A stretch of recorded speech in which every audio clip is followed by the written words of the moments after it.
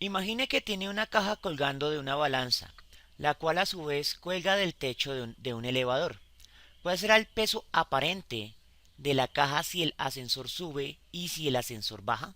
Asuma que la balanza posee una masa despreciable, al igual que las cuerdas que sostienen tanto a la caja como a la balanza con respecto al elevador. Bien, entonces aquí la suma de fuerzas es relativamente simple, ya que solo habría dos fuerzas realmente ejecutando, dos fuerzas en el eje Y. La primera fuerza es la fuerza del peso real. La segunda fuerza es la fuerza tensión, que evita que la caja caiga al piso del ascensor.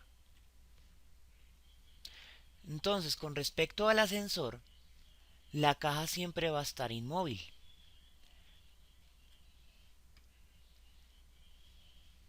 Sin embargo, todo el sistema va a estar experimentando una segunda aceleración externa. Recordemos que la fuerza peso depende de una aceleración externa al sistema que generalmente no involucramos, y esa aceleración externa al sistema es la aceleración gravitacional. Pero en este caso tenemos una aceleración en el eje Y, que puede ser o positiva, es decir, una aceleración hacia arriba, o negativa, es decir, una aceleración hacia abajo.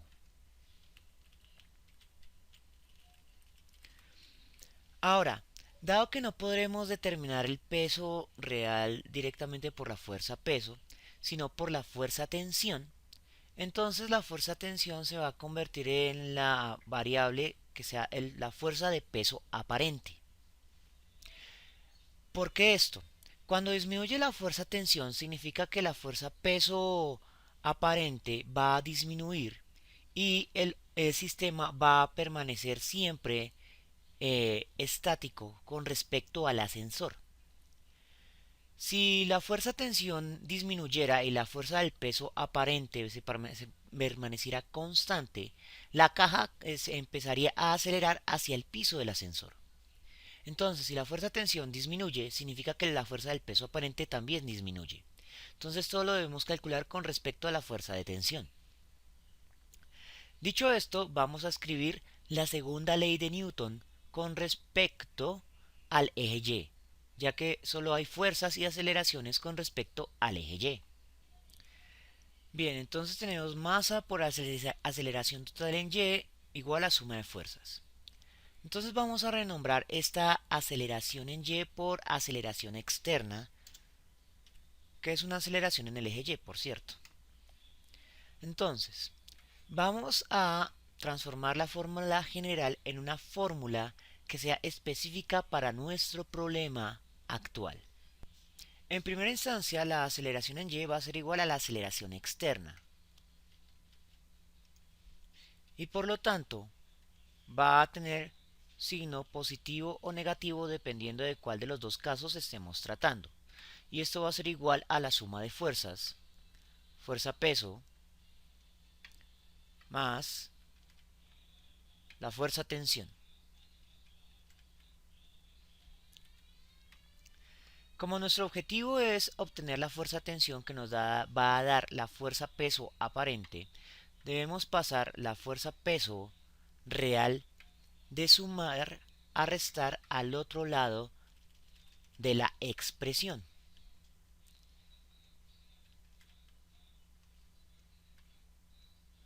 Y dejamos la fuerza tensión a la izquierda como la variable que pretendemos calcular. Ahora vamos a cambiar la fuerza peso por sus valores en términos de la masa y la aceleración gravitacional. Entonces reemplazamos por menos la masa por la gravedad. Colocamos negativo porque la gravedad está acelerando en sentido negativo. Entonces menos por menos da más. Entonces aquí sacamos un factor común, que es la masa. Y esta fuerza tensión la vamos a cambiar por la variable de fuerza peso aparente, FPA.